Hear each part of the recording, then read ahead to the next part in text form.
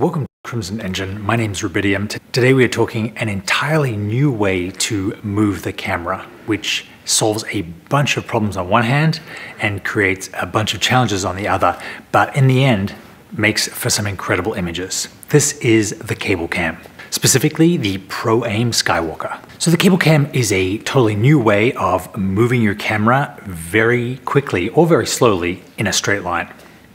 It's essentially suspending your camera on a little conveyor belt that runs along a plastic rope stretched between two fixed points, be they trees or posts. Cablecams have been around for a while, but until very recently have been in the $10,000 plus range for a full kit and have sort of been the exclusive domain of big budget movies or sports teams, concert videos with multi-million-dollar budgets. This is the Proaim Skywalker, which is currently $2,200 and comes as a pretty complete solution for your Cablecam needs. Why would you want a Cablecam? I'm glad you asked. It's for when you want to move a camera in a straight line, but you don't want to worry about the gimbal operator or Steadicam operator tripping over something or not being able to keep up with what it is that you're filming because it's moving very quickly, or the ground that the camera has to travel over is across water or ice or mud or difficult ground. You may want to do 30 takes of this thing or do it continuously for an hour, which would be really, really hard on a human operator.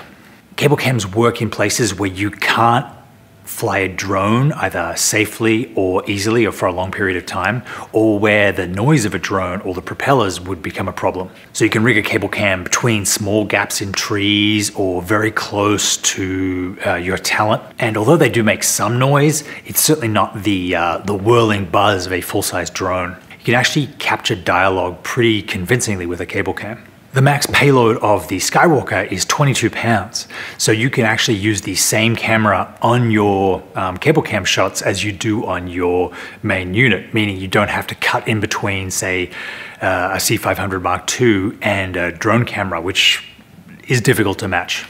You can also travel up to 40 miles an hour on a Cablecam, or as slow as 3 miles an hour. You can even match exact points and do repeatable movements, much like a motion capture device. This particular unit comes with 300 feet of cable. It's actually not cable, it is a type of rope that has more friction than a cable so that the unit can travel up and down it by biting into the rope. It also comes with a steel safety cable, so if you're rigging a lot of weight on it, you can put a secondary cable on it to make sure that if something fails on the first cable, your camera and gimbal and Cablecam won't fall. It's particularly useful if you are doing events or something mission critical where people are going to be below the camera, so you definitely don't want it to drop. It's another advantage of using a drone. So I've had the Skywalker for a couple of weeks now. I've rigged it 3 or 4 times, have been very impressed with how quick the camera moves and actually how easy it is to control with very little training. I certainly felt a lot more confident with this unit than I did flying a drone for the first time.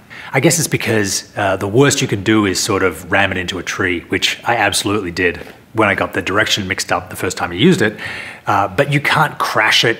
It's certainly not like crashing a drone with a camera attached. You do need a gimbal to mount your camera on it. I used my Canon R5 with my Ronin RSC2, which is, a $500 gimbal, and it worked absolutely great.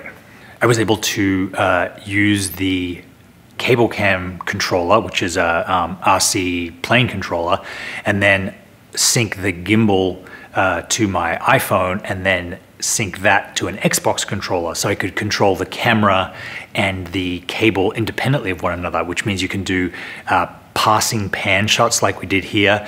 So the cable's going one way and the camera's aiming the other. It certainly takes 2 people to rig. You cannot rig the line and then hook the Cablecam onto it.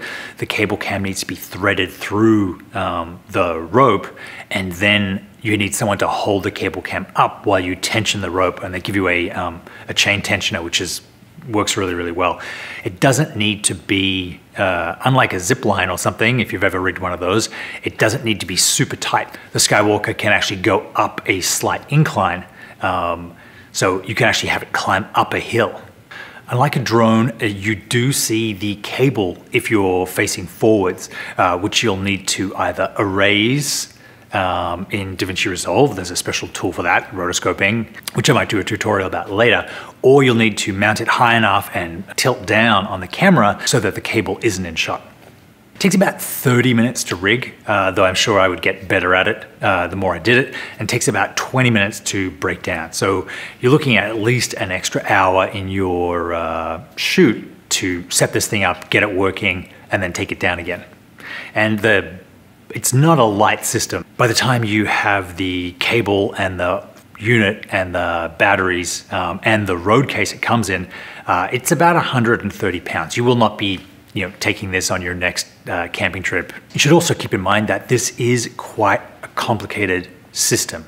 Not the Skywalker itself, but all the things you need to add to shoot with this. You'll need the unit itself, rigged against, say, 2 trees. Then you need to, and it comes with a remote control, as I said. Then you will need to add the battery to it. You will need to add a gimbal to the bottom of the mount, and then a camera to the gimbal. If you want to see what you're shooting, you will need to add a wireless video solution. I used my Teradek Bolt.